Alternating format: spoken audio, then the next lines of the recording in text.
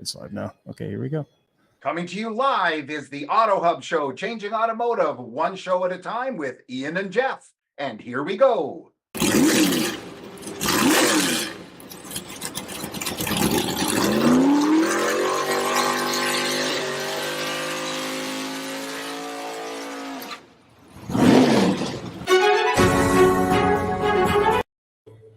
All right, Jeff. So here we go on our disclaimer. Our disclaimer is the views and opinions shared on this podcast are that of our guests and not necessarily that of the Auto Hub Show, Ian or Jeff. And but then again, Tara's so cool. I think you might agree with her. Rockwell, and welcome. So go ahead, Jeff. Good afternoon. Coming to you from the foyer of the Used Car Week 2022 at beautiful San Diego, where it should be San Diego. And joining us today, this afternoon, this one is our new good friend from Polly. I was going to make a joke. It's Polly from Tara, but it's Tara. I don't know, Tara from Polly, formerly Dealer Policy, although they're dropping that. Tara, please say hi, introduce yourself, tell us a bit about you and the company. But before that, you'll notice right in front of her is an award for women leadership in retail, and I got to tell you something. It's I look forward to the day when it's not such a big deal. Yeah, right now it is. For sure. Yeah, I was honored to receive the award today, and it was interesting. The cohort of women who received this award, I'll tell you a little bit about myself in a minute, but it was all around just the digital car buying experience from beginning to end in the retail process. And so many of the women who are recognized are leaders in the industry of each of those points in the retail car buying process.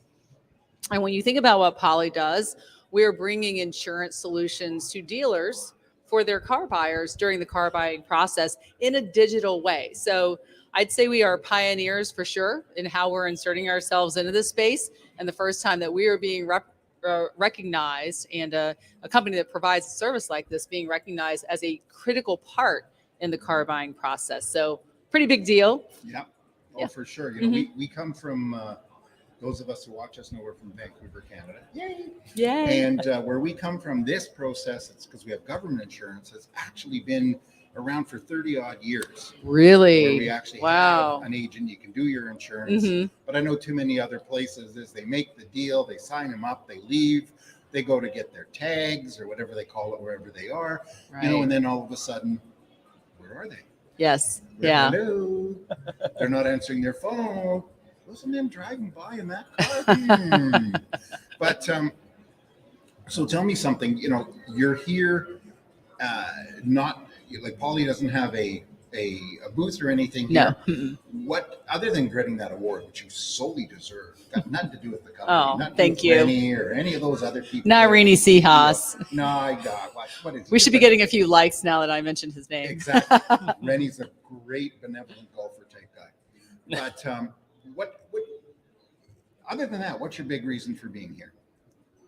Well, I'm definitely honored to be part of another component of the automotive sector, and particularly one that's seeing a nice infusion of young female leaders who are leading the charge with emerging vendors who are in the space. I'd say 50% of the vendors are probably new to the automotive industry within the last 24 months as I'm walking the exhibit hall and seeing so many women representing them as owners, partners, CEOs, founders.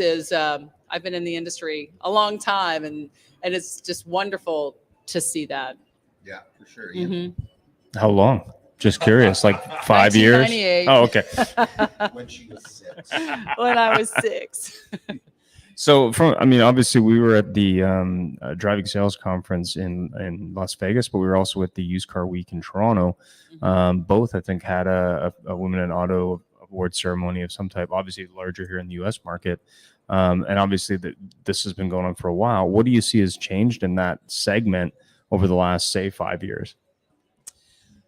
You know, it's interesting. I attended a Women in Retail panel event yesterday here at the Forum. And one of the questions asked of the 6 ladies up on stage was, why did you choose to go into the automotive industry? And two things jumped out at me. One was a woman who said, I didn't choose. The opportunity became apparent to me as people were approaching me and asking me to be GSM of the dealership. So that's a big honor. She runs a Porsche dealership here in California. And I just the her perspective of I didn't choose. It was an opportunity that presented itself to me and it just made a lot of sense. And I've enjoyed every minute of the ride. I thought that was pretty cool. And then the second one was a lady on stage who has only been in the industry 2 years, and how cool it was with the confidence that she had to go up on stage and represent what's happening in this industry when she's only been in it 2 years. That's definitely saying something, because I think, probably a couple decades ago, the expectation was that you had to have a couple of decades to have some street cred and some chops to get up on stage and say things that people are willing to listen to. So for me, those are some interesting observations just over the last couple of days. Of course, there are a lot of things going on in the microeconomic sectors affecting our industry and our car buyers and our dealers, but those were just some unique observations. Well, thanks for sharing that. I mean, we were at Driving Sales, as I said, and there was a woman in auto event, and they actually had a speaker who was a former U.S. Olympic cyclist sharing her experience as she went from first in the world at the last 15 seconds of the race and went to fourth, and was sort of talking a little bit about what that meant for her, but more importantly, what she learned from it. But the more interesting thing in the room, I think, one of the few men in the room. There were several, but it's a mentoring program, and there were really, younger women wanting to reach out to older women, and there's, I think, a part of their management team is male, I believe, but it was really interesting because there was a lot of younger women who really were looking for mentors or to be mentees.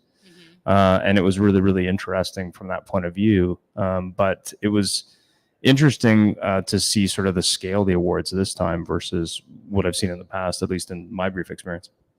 Well, I have to tell you that I understand, I have the comprehension, but it really does confuse me why there aren't more women in the business. You see the data, 89.998, probably 99.998% of decisions are affected by a female person. And it doesn't matter whom it is. It could be a mother, it could be a friend, whatever. They affect that. And men, we bounce our female relationships. That's how we bounce our opinions. Guys, we know how guys can go, yeah, man, that's cool or whatever. But every single woman that I've ever worked with, collaborated with, or whatever in the business, that has stayed through those first few months is a superstar. I mean, really, maybe not a superstar that they get called to talk on the stage, because there's only so many people, but they're good at what they do. They know their stuff. And truly, my wife was in life insurance for years, and she could look somebody in the eye and say, are you going to do it or not? And they would say, okay. Yeah. If I were to do that, a rather large, bald guy, which I've been for too many years, if I were to say that, the guy'd go, yeah, the heck with you, goodbye. Yeah. And all right, you're looking for the woman decoder ring, right? Exactly. I'll tell you what it is. I've mentored a lot of people in my career, and some men, some women. I don't care, right? If you're looking for some tips, I'll help you out. And and I certainly don't need the label of mentor and you mentee. That makes it awkward sometimes for the relationship. But here's the reality for me. Two things. One, when I go in and meet with dealer owners, and those are generally my clients, historically they tend to be men. But over the years, what I've seen is they've begun really creating their succession plan, and daughters are becoming a very critical part of that succession plan. Their sons too, but they're definitely leaning into the talented women within their family to take the baton and run it and take it into that next generation, more so now than I have seen in the past. So that's pretty cool. But I will tell you also my decoder ring part. Dun, dun, dun. When I've grown up in a male dominated industry, and there are a lot of egos, right? That you have to be very careful around, reading the nonverbals, working with the body language to articulate your message in a way where it resonates and you're able to influence to a yes. And each person is different in that conversation, but I do find that when I observe two men, say a man on my team or a partner on my team in a conversation, egos start escalating, chests start thumping, and the ears start shutting down. It doesn't happen all the time, but it happens enough that I realize sometimes that just can't be productive. It could be fun, sometimes fun to watch, but oftentimes not productive. And so I find that when I sit down with a dealer owner and we've not met before, for a minute, for a hot second, they're speechless. They are. They're like, oh, okay, where do I go from here? What do I do with this? Well, men generally do not know how to handle a assertive, knowledgeable woman. We just don't. Well, right. I mean, you said it. And, but then, so I realized the first reaction is, whoa, I'm uncomfortable. I don't know how to handle this. I don't know what to say. I'll say nothing. Right. So what have I accomplished? The ego now is not part of it. Yay. That's a big win. And then secondly, what I need to do is help that person get comfortable with me. Help that person trust me, and open up in a way that's kind of vulnerable. That's hard for a guy to do, a dealer owner particularly.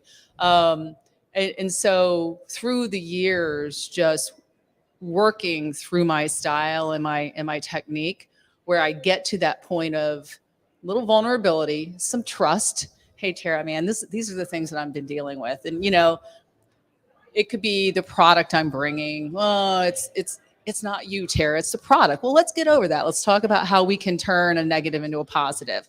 Make some lemonade out of lemons, and generally it's successful. And I just find that as a female in the industry, it's a tactic that can be used carefully, thoughtfully, in a way that a lot of times a male counterpart is not able to do.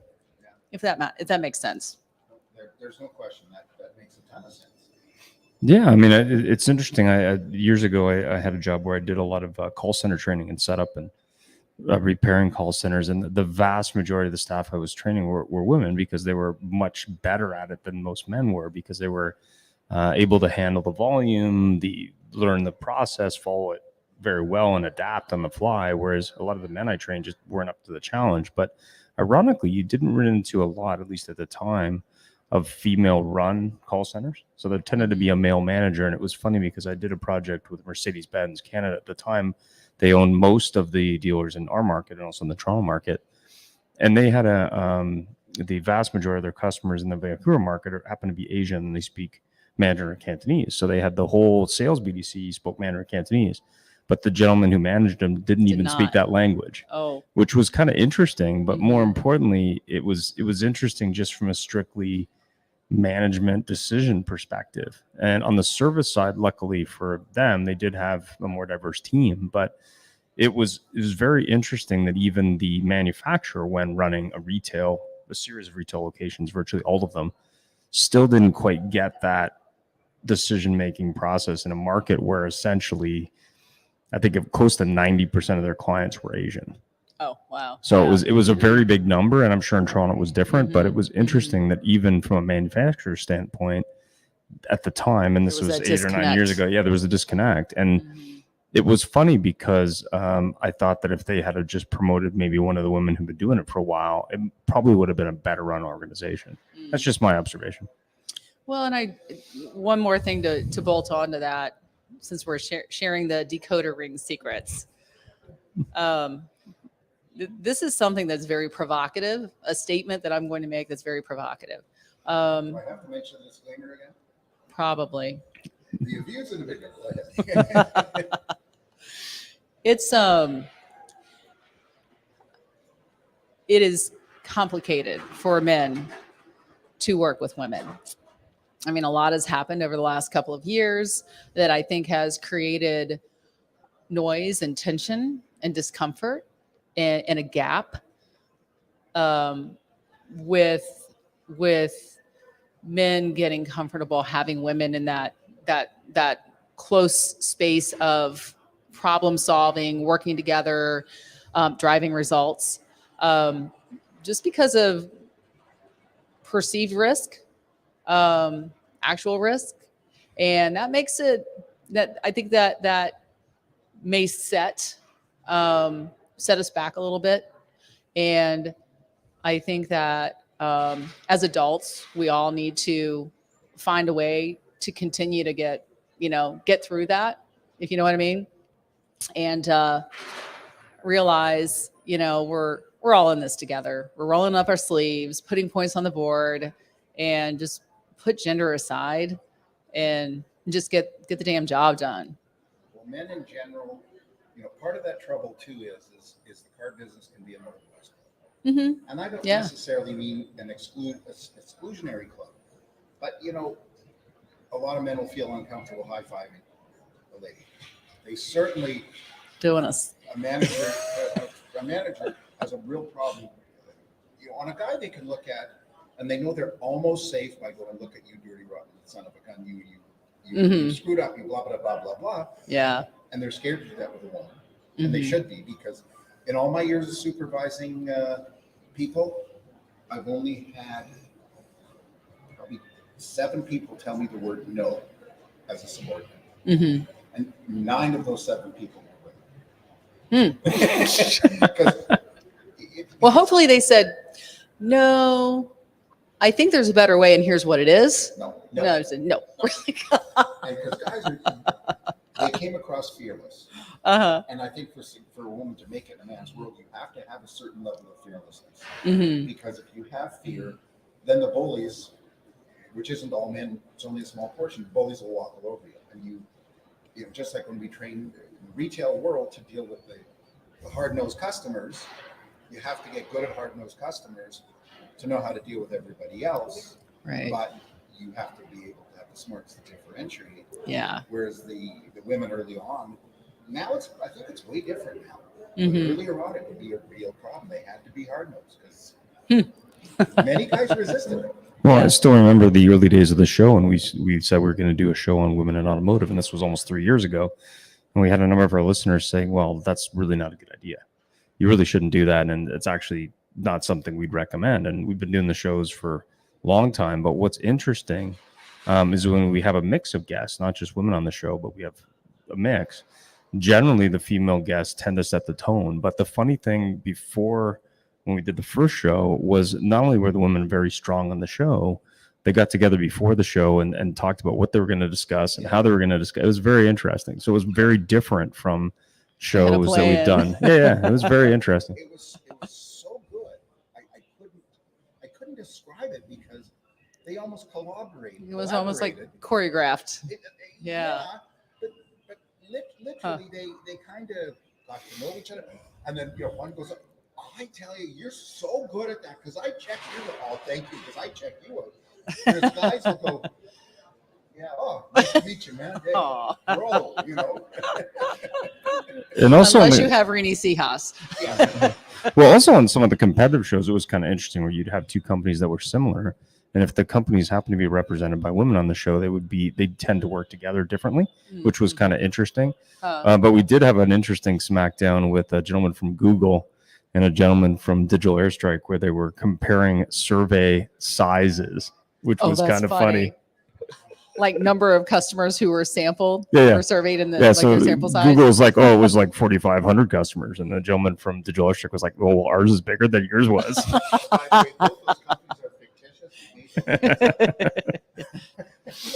Well, it's funny too. The other thing we have is our women-related shows have got great feedback and great attendance. Mm-hmm. Guess what our worst attended shows are? This is the car business, remember? Now you don't know all of our topics. I'm not even going to try to guess. You do tell area, me. We'll do fixed ops. We'll do Uh-huh. Electric cars, electric cars, Yeah. etc. used cars. HR is the HR. worst. Nobody listens to it. Nobody- pays attention. Nobody cares. We have some great people like Sandy Zanino from Florida. we know from Sarasota. Yep. And she's outstanding. She's very much in the DEI side of things. Uh-huh. And That's funny. You know, one of my secret wishes is that one day I get invited to an HR office party, like Christmas party, where they, you know, they don't know I'm there. Disclaimer. It's just all the HR people, and they're talking about all the crazy stories. well, it's very funny because one thing I noticed today, one lady in the group that you were up on, and by the way, I do have to comment that yesterday, I'm losing track of days here. Yesterday or Monday, they did top 40 under 40. Dealers, Yeah. Uh-huh. and there were only about between 15 and 18 people there.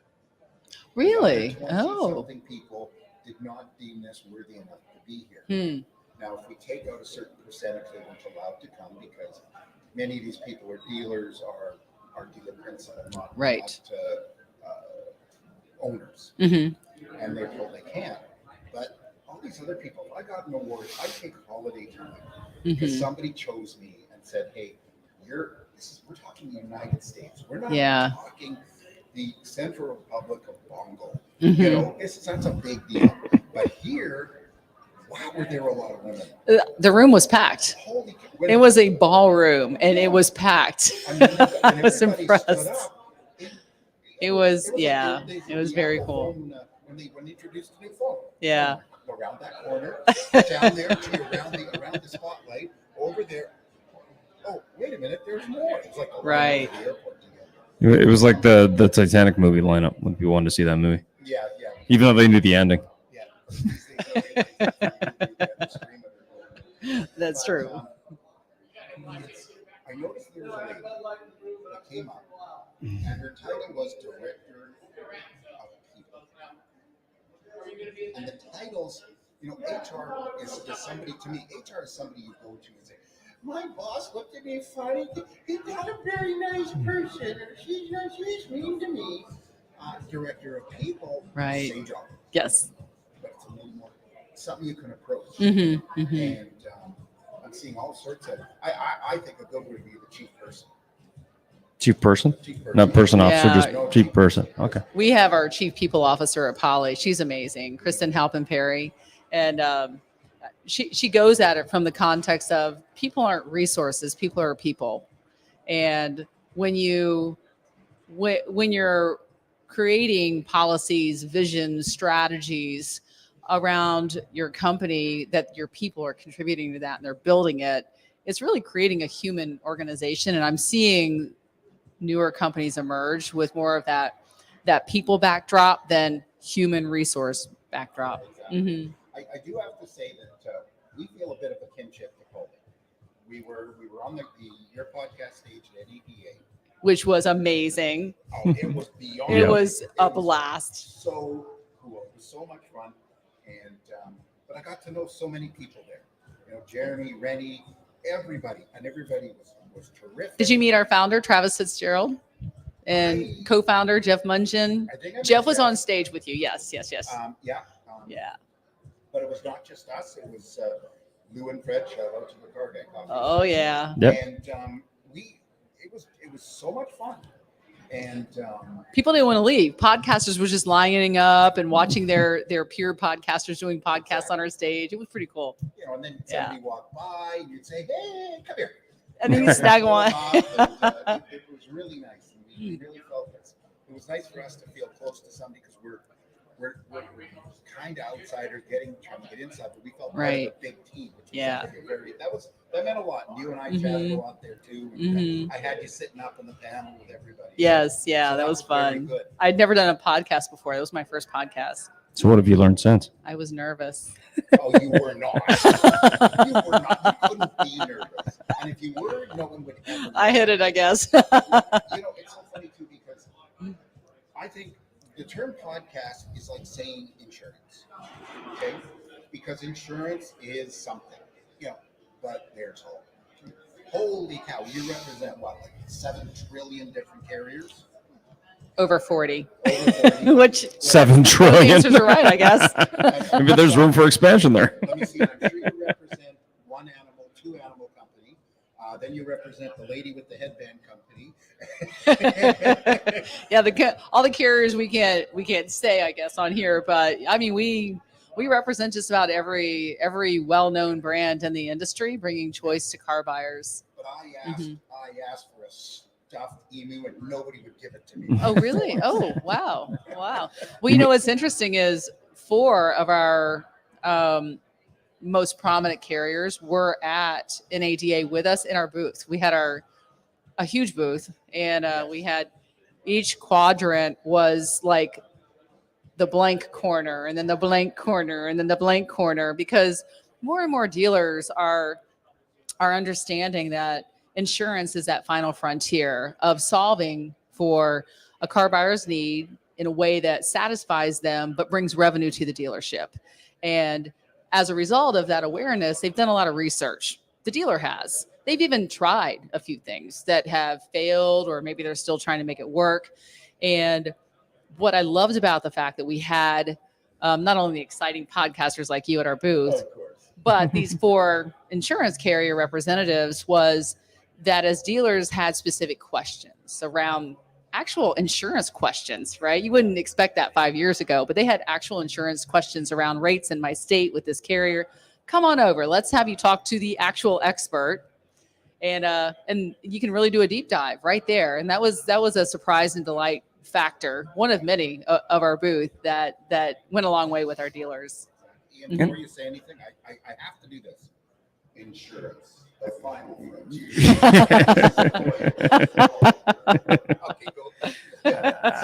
I have a question. I mean, obviously, as we've seen interest rates rise on financing and lease terms, is there more interest from dealers than there has been in getting into insurance to show some savings possibly to the customer or be of service more since this has all happened? Yeah, there is. Still not as much as you would think. There is this myth out there. The myth is it's getting smaller, fortunately, but the myth is that if customers know how much it will cost to insure this vehicle, they won't buy this vehicle. So let's pretend like they don't have to really think about insurance until they drive off the lot. At which point you've got the car. It's not, it's not my problem. Fortunately, as I said, that myth and those who believe in that is getting smaller. The reality is this: we just wrapped up a customer survey, sample size of about 2,000. Don't quote me on that, but it's no Google size. 2,000, but it's not 22,000. Yeah. 2,000? Got 2,000? Okay. And what we learned from prospective car buyers and actual car buyers was 65%. I'm not about throwing out numbers. I think I lose my audience when I throw out numbers, unless we're talking about how much a dealer can make on insurance, and then I get their full attention. They become scientists. But beyond that, 65% of car buyers they have actually researched the full price of ownership of that vehicle, including insurance, before they walk in to test drive that car. What that means is, here in the States, when you're checking to see how much it will cost you to insure a car, you generally are calling the agent you've been doing business with for 5-10 years. And that agent either represents one brand that could be an inflated premium. You're not getting choice. You're not getting anybody out there competitively bidding for your business. Or it could be an independent agent that represents multiple brands, but that agent is going to quote that car buyer the premium where that agent makes the most commission, right? Oh, I can make $10 if I quote this carrier. I can make $100 if I quote this carrier. Yeah, so Jeff, I've got you this quote, best you can do, and here's what it is. Oh, okay, thanks, right? So you go in and you're test drive that car with that one price.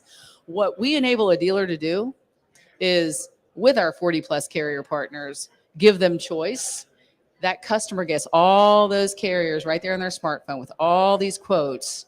And that's when they can go, wow, I thought it was, I'll pick a number, right? I thought it would be $250 a month to insure this car that I'm coming in to test drive. I realized it could be $150 a month. You know what? Let's go up to from the entry level to the mid-level, from the mid-level to the luxury level. Let's buy some more products on the back end, because now my budget has opened up. And this survey to me is very powerful, because I I believed that that was the case. I said, I'm pretty sure this is the case, Mr. Dealer. And now I've proven this is the case. Or What a- Mrs. Dealer. Yeah, exactly. What about in the Dealer. What about in the service side of the business where they have people coming in and maybe their insurance is about to expire or, has expired maybe, but, what about that side of the business? Has Poly helped them in the service drive where the service writer can clearly see, this is eminently going to end the coverage in the car, for Oh, example? sure. Yeah. We have the ability, the dealer has the ability Yep. to offer our product to during the car buyer process, during the service drive, maintenance, body shop, BDC, working their CRM, thousands of customers in your CRM, your own employees, quoting your own employees, friends and family. We So don't it's draw so it's lines. really an untapped profit center for some of these dealers. I mean, I remember It talking is, to some yeah. dealers in the Ontario market and in the Quebec market and other markets in North America where they were like, "Oh yeah, we just have a broker. He just comes in." Oh yeah. I was like, that's "So one of the what's in that for you? Nothing." Oh, okay. exactly. I've got a business card. If somebody needs it, I'll just give them a card and I Yeah. hope it works out. Well, it's very funny. We have a lot of themes that seem to be coming up from all the discussions we're having with people just to show. And one of the themes is, well, I can hear myself there. One of the themes is a overall profitability for the dealership while taking care of the customer.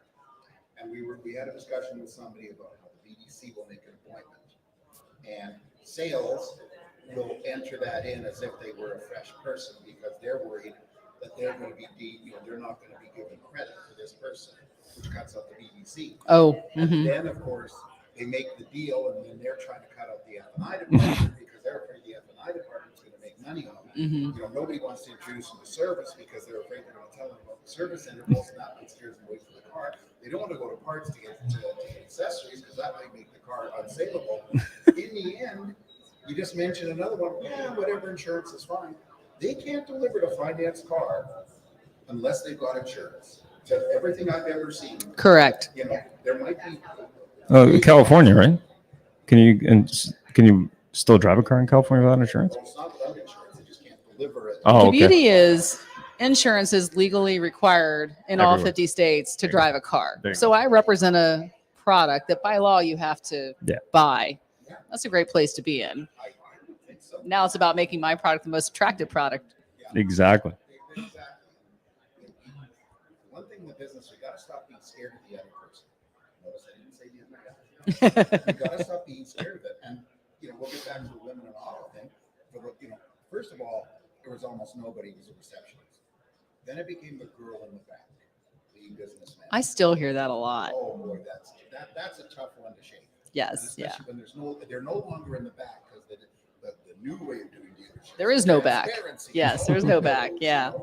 And which does bother me. It's now open because somebody's telling somebody, "Oh, they took my car away last year because I couldn't." And the guy next to him goes, What did she "Oh say? my gosh, she's in trouble." But it's the whole thing. And truly, if we stay on the women thing, women generally have more trust, built-in trust, a view of trust. Mm-hmm. Mm-hmm. You I know, believe that. and, I've never heard that, but Well, no, I mean, makes sense. have you ever met anybody with young kids that has a nanny? That has a what? A nanny, a male nanny. Oh, no, not really. Yeah, but there are. I mean, it's a real thing. Mhm. I didn't make it up. But boy, oh boy, there's an automatic trust for a woman taking care of somebody's kids than a man. Right. Because we all think Yeah. that boys will be boys. But I thank you very much for taking the time with us. You're not That's a strange note. Because I looked I'm at thinking, it, should I get a Manny for my dogs? Or- Manny for dogs is good because men and dogs are way better. But a Manny for dogs, that's good. There you go. You have a new business idea there I do Yeah. got a lot of ideas. because there's all those mannies who are looking for something to do, and there you go. Well, actually, I could do a 360 business.